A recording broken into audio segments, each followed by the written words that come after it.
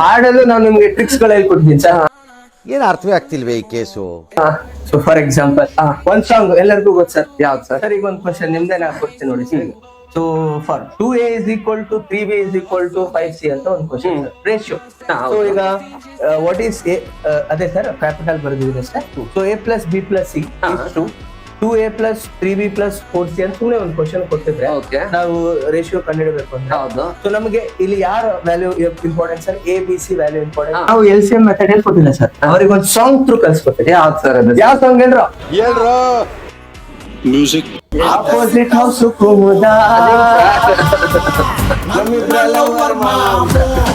So ಏನಿಲ್ಲ sir, A opposite house ಯಾವ್ದು sir? B and C. So B numbers multiply ಮಾಡಿ sir A ಬರುತ್ತೆ. ಅಂದ್ರೆ ಎ ವ್ಯಾಲ್ಯೂ ಎಲ್ಲಿದೆ ಸರ್? ಅವ್ರ ಅಪೋಸಿಟ್ ಹೌಸ್ ಅಲ್ಲಿ ಇದೆ. ಇನ್ನೂ ಒಂದು ಡೈಲಾಗ್ ಥ್ರೂ ಒಂದು ಫಾರ್ಮುಲಾ ನೆನ್ಪಿಟ್ಕೊಂಡಿದ್ದೀನಿ ಸರ್. ಯಾವ ಸರ್? ನಾನೊಂದು ಡೈಲಾಗ್ ಹೇಳ್ತೀನಿ, ಫಿಲಮ್ ಗೆಸ್ ಮಾಡ್ಬೇಕು. ಓಕೆ. ನಮಗೆಲ್ಲ ಗೊತ್ತಾಗೋಯ್ತು. ನಾನೊಬ್ಬನ ಬಗ್ಗೆ ಚರಿತ್ರೆ ಅಂತ ಬಂದ್ರೆ ಅದ್ರಲ್ಲಿ 2 ಭಾಗ.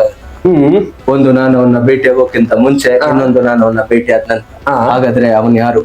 ಅವನೇ ಶ್ರೀಮನ್ನಾರಾಯಣ. ಸೊ ಅವನೇ ಶ್ರೀಮನ್ ನಾರಾಯಣ.